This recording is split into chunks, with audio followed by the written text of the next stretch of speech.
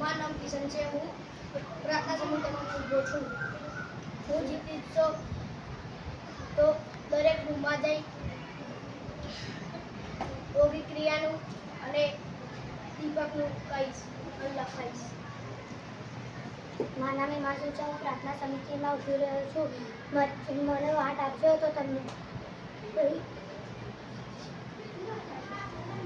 યોગી ક્રિયા અને આપેલું રોટેશન બધું લખાઈશ. મારું નામ વિરેન્દ્ર છે. હું ધોરણ 6 માં ભણું છું.